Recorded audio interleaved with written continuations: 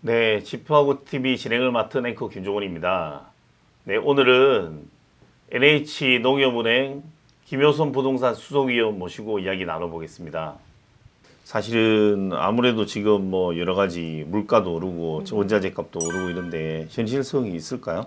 그렇죠. 이제 구체적으로는 이제 임대주택 평형을 예, 지금 이제 규모보다 1.5배 정도 이상 이렇게 네네. 좀 넓게 면적을 쓸 수 있도록 네네. 그 면적을 좀 높이는 부분이 있고요. 네네. 그리고 이제 노후 시설들의 이제 주기가 이렇게 주기가 되면은 이제 노후된 이런 시설들을 계속해서 좀 개선해 주잖아요. 네네네. 근데 그 기간을 좀 단축시켜서 어, 좀 더 빨리빨리 노후 시설들을 좀 네네네. 이제 이렇게 정비할 수 있도록 하는 거 이제 2개 정도가 네네. 발표가 됐는데 구체적인 사항들은 추가적으로 좀 나올 수는 있을 것 네네. 같습니다. 근데 지금 이제 말씀하신 것처럼 최근에는 인건비나 원자재 값 상승이 네네네네. 굉장히 좀 크고 네. 이게 시간이 지난다고 해서 이제 인건비 같은 건 특히 다시 가격이 낮아지기는 굉장히 힘들죠. 어려운 부분이잖아요. 네네. 그래서 이런 거에 대한 좀 이제 그 비용이나 이런 것들을 예, 예. 어떻게 재원 충당을 할 건지에 대한 고민이 좀 분명히 필요한 부분일 것 같고요. 네. 지금 임대주택을 이제 고품질 개선한다는 거는 굉장히 네. 좀 필요한 부분이긴 해서 네네네.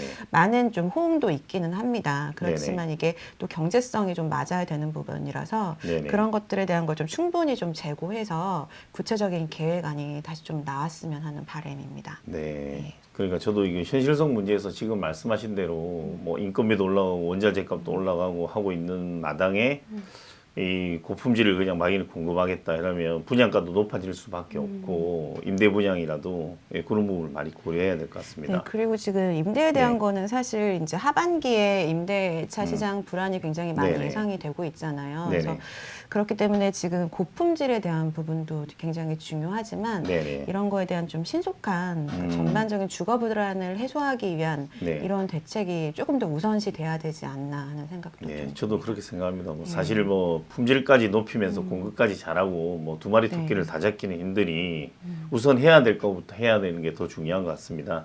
또 당연히 서민을 위한 임대주택 공급안들이 쏟아지고 있지만 논란도 되는 부분이 있습니다.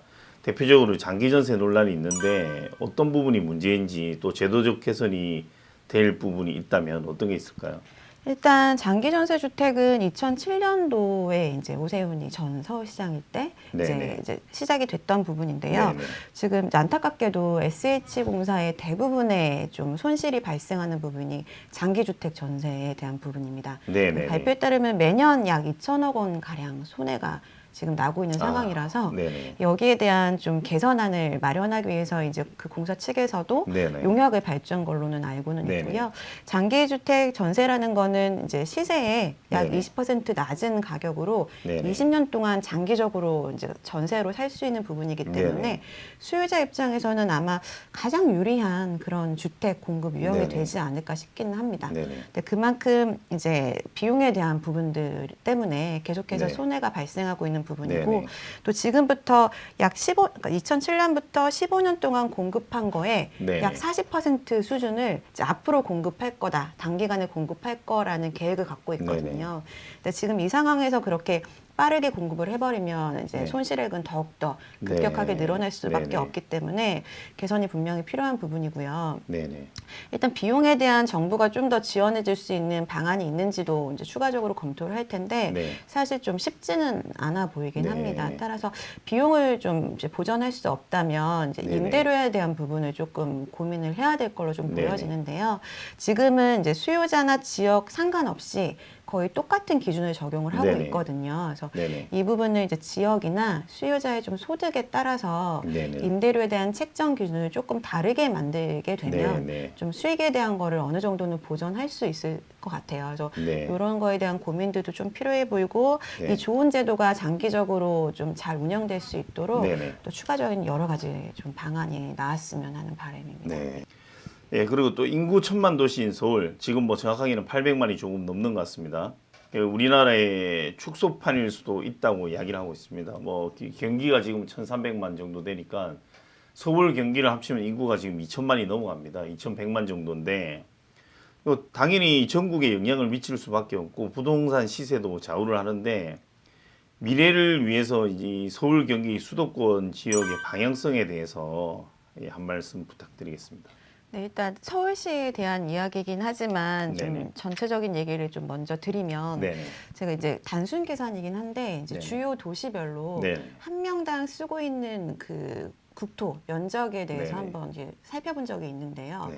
지금 서울 같은 경우에는 이제 작년 기준으로 네. 한 명이 18평의 면적을 쓰고 있습니다. 네네. 그러니까 이게 뭐 뉴욕이라던가 일본 같은 도시들도 한 명당 쓰는 면적이 한 4, 50평 정도가 되거든요. 네. 그래서 어떤 홍콩보다도 사실 네. 우리나라 한 명당 쓰고 있는 면적이 서울 네. 시민들은 너무 적은 면적을 쓰고 있기 때문에 좁죠, 굉장히. 네, 그래서 지금 뭐 집가가 급등하고 이런 부분은 네네. 어떻게 보면 굉장히 따라올 수밖에 없는 부분이긴 네네. 합니다. 네네. 근데 그것도 거꾸로 얘기하면은 대한민국에 너무나 이제 서울로 인구들이 네네. 많이 편중되어 있다 보니까 서울이 굉장히 좀 중요한 부분이 있을 것 같아요. 네네. 그래서 일단 전국적으로는 이 인구의 배분을 조금 더 다른 도시들도 경쟁력을 가질 수 있도록 하는 부분들이 1차적으로 고민이 돼야 될 것 같기는 하고요. 뭐 지방 뭐 관공서 지방 이전이라든지. 예. 그래서 예전에 이제 다른 한 정부 때는 뭐 지방으로 좀 인구를 이전하기 위해서 혁신도심 같은 거를 만들어서 네네. 대기업도 이전하고 했잖아요. 네네. 근데 실제로 그렇게 해보니까 인구들이 이제 그쪽으로 이사를 가는 게 아니라 뭐 이렇게 아빠만 가거나 기러기 아빠 이렇게만 네. 해도 지방 균형 발전이라고 했는데 요즘 뭐 KTX하고 그쵸. 이런 게 잘 돼 있다 보니까 네. 왔다 갔다 하고 오히려 뭐 기차만 좋아진다. 맞습니다. 그래서 네네. 그런 걸 초래했는데 이게 좀 균형적으로 좀 가정이 좀 이동할 수 있도록 하는 네. 그런 방안들이 전국적으로는 필요해 보이긴 하고요. 네네. 어쨌든 지금 상황에서는 서울이 정말 대한민국의 대표 도시이다 보니까 네네. 브랜드 경쟁력을 갖추는 거는 굉장히 중요할 것 같습니다. 네네네. 그래서 지금까지는 우리나라가 좀 이제 빠르게 발전을 하다 보니까 네. 건축물의 모양들도 다 이제 똑같고 아 맞아요. 예. 좀 너무 막 천편일률적이죠. 네. 네. 스카이라인도 뭐 다 굉장히 평이하고 이런 네네. 부분이 있는데 이런 걸 이번에 이제 오세훈 시장 같은 경우에는 고품질이나 뭐 이런 단어를 써서 좀 다양화시키는 소셜 믹스 뭐 이런 네네. 부분들을 좀 추구하고 있는 것 같습니다. 네네. 그래서 지금은 좀 주거 불안도 같이 이제 지금 되고 있는 때이기 때문에 네네. 공급의 양에 대한 부분도 이제 가져가되 네네. 지금 이제 막 시작되고 있는 이런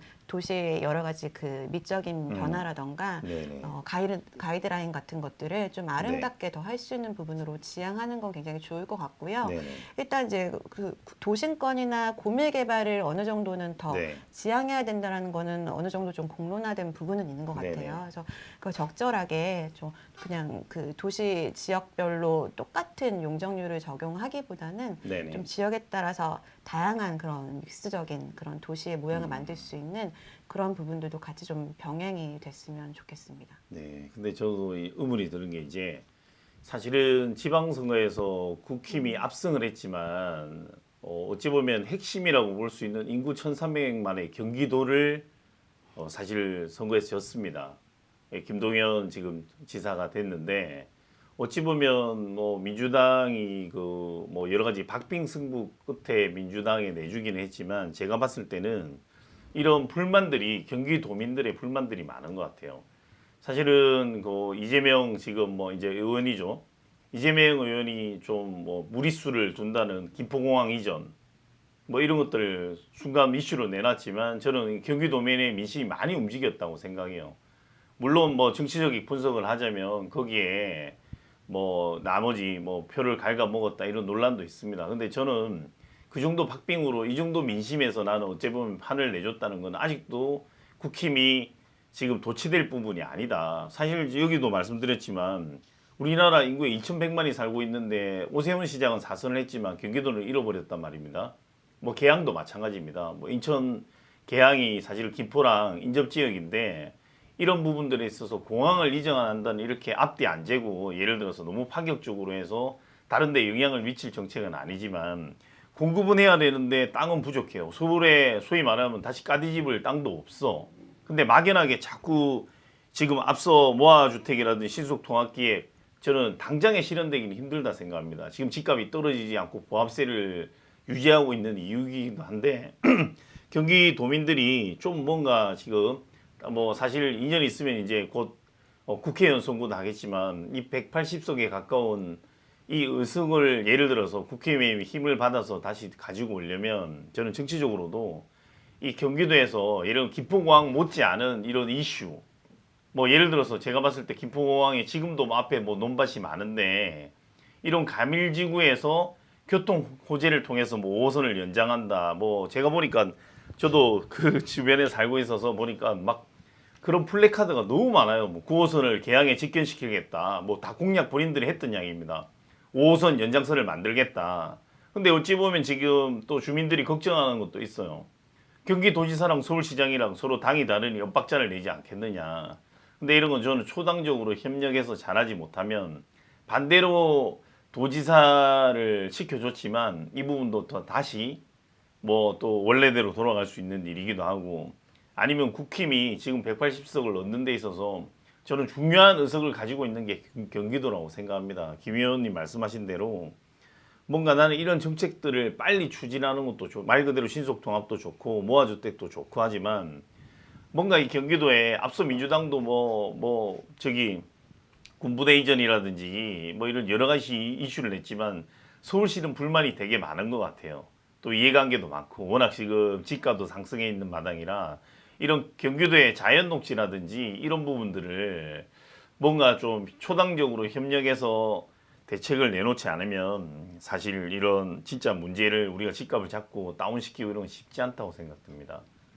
하여튼 오늘 김 의원님 좋은 말씀 많이 주셨고 아까 그 임대주택 공급안이라든가 이 현실적인 부분에 있어서 물론 부동산 뭐 기존에도 뭐 국토부라든지 이런 부분들이 잘 연구하셨겠지만 사실상 전 정부를 되돌아보면 자기가 이래 바둑을 둘 때나 장기를 둘 때도 자기가 자기 판을 읽지 못한다는 이런 게 있습니다. 그래서 훈수를 둔다고 표현하잖아요. 이런 김 의원님 같은 전문가들이 훈수를 둬서 본인들이 보지 못한 건 없는지 이런 뭔가 민간 우리 윤 대통령도 민간이 협력해서 정책을 내놓겠다. 조금 더 마음을 열고 이런 전문가의 이런 목소리를 듣고 낮은 자세로 정책을 내놓는데 연구를 더 많이 하시기 바랍니다. 네, 오늘 시청해주신 지파고TV 시청자 여러분 감사하고 좋아요, 구독 눌러주시면 감사하겠습니다. 네, 감사합니다. 감사합니다.